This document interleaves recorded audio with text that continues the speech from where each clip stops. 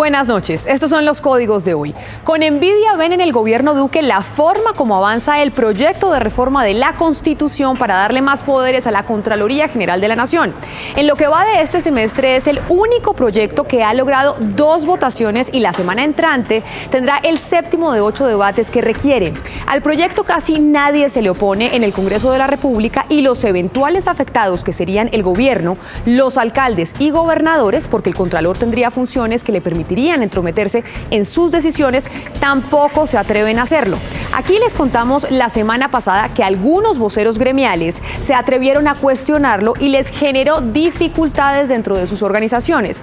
Pareciera entonces que el término de asustaduría que empleó uno de ellos para referirse a la Contraloría aplica bien en este caso.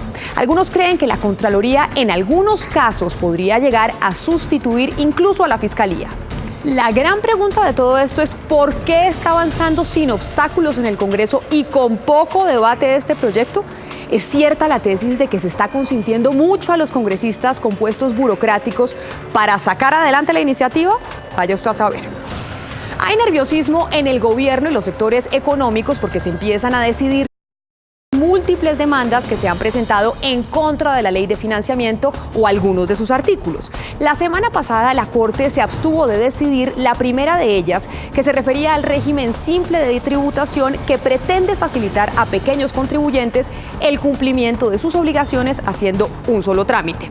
Como el nuevo régimen incluye el impuesto de industria y comercio, que es de los municipios, un ciudadano consideró que violaba la autonomía de esas entidades. Sobre eso la Corte no se pronunció porque la demanda no cumplía los requisitos y el asunto quedó pendiente.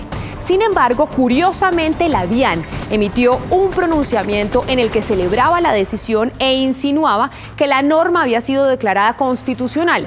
Eso llevó a que varios medios, incluso especializados, le compraran la interpretación a la DIAN. Pero en la Corte nos dicen que eso no era así y que esa corporación se pronunciará sobre otras demandas que hay sobre ese mismo tema.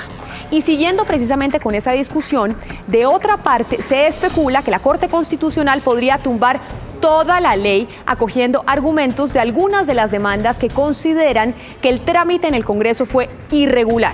Pues nuestras fuentes nos dicen que esa tesis no tiene el respaldo de la mayoría de los magistrados, aunque no se ha registrado aún ninguna ponencia, pero que en cambio otras demandas que se refieren a normas permanentes sí podrían caerse, dado que, como dijo el propio gobierno, esta no es una reforma tributaria, sino una ley de financiamiento que buscaba llenar los faltantes que había en el presupuesto de este año.